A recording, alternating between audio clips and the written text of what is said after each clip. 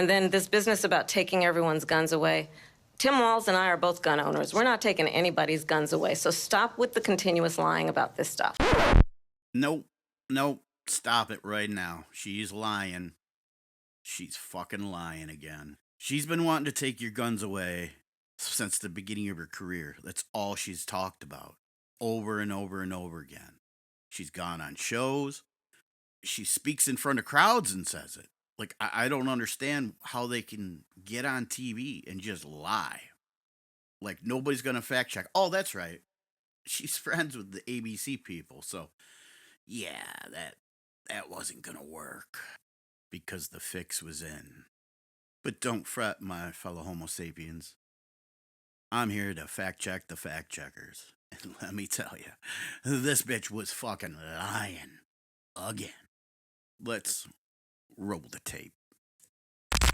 In recent days, former Vice President Biden has said about executive orders, some really talented people are seeking the nomination. They said, I'm going to issue an executive order. Biden saying there's no constitutional authority to issue that executive order when they say I'm going to eliminate assault weapons, saying you can't do it by executive order any more than Trump can do things when he says he can do it by executive order. Does the vice president have a point there? Some things you can, many things you can't. Let's let the senator answer. Well, I mean, I would just say, hey, Joe, instead of saying no, we can't, let's say yes, we can. Let's be constitutional. We got a constitution. And yes, we can. What would you do about the millions of, specifically, assault weapons that are already in circulation? What do you do about those? Well, there are approximately 5 million, to your point, Craig. We have to have a buyback program, and I support a mandatory buyback program. It's got to be smart. We got to do it the right way. Do you believe in the mandatory buyback of quote-unquote assault weapons? And whether or not you do, how does that idea not go against fundamentally the Second Amendment? Yeah. Great question. I do believe that we need to do buybacks, and I'll tell you why. First of all, let's be clear about what assault weapons are. They have been designed to kill a lot of human beings quickly. They are weapons of war with no place on the streets of a civil society. I've seen assault weapons kill babies and police officers. So, one, I'll tell you, when elected president, if the United States Congress continues to fail to have the courage to do something about this, I'm prepared to take executive action and put in place a ban on the importation of assault weapons into our country. But we still have to deal with the over 2 million assault weapons that are currently in the streets of America. And so a buyback program is a good idea.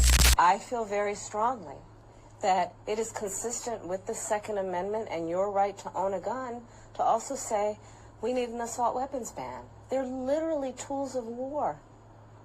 They were literally designed to kill a lot of human beings quickly. I say we need universal. I support buybacks, and I think that, look, we have 5 million assault weapons on the streets of America, and we have 5 million assault weapons on the streets of America. And assault weapons have been designed to kill a lot of human beings quickly.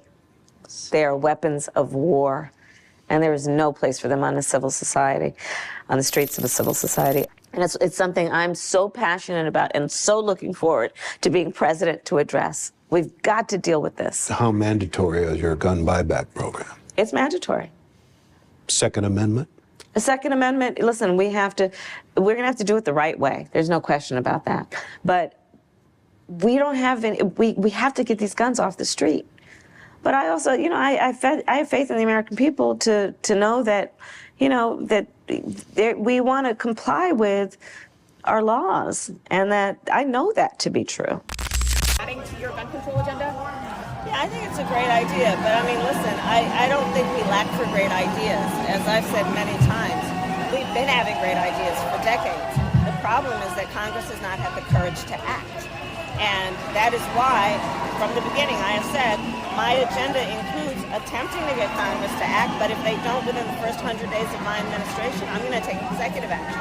Because what we need is action. Responsible behaviors among everybody in the community, and just because you legally possess a gun in the sanctity of your locked home doesn't mean that we're not going to walk into that home and check to see if you're being responsible and safe in the way you conduct your affairs. Have you heard from All right, there you have it, folks. Straight from the horse's mouth or the horse's ass. All depending on your political affiliation, of course. And always remember, friends, I may not be politically correct, but I'm right. Until next time, see ya.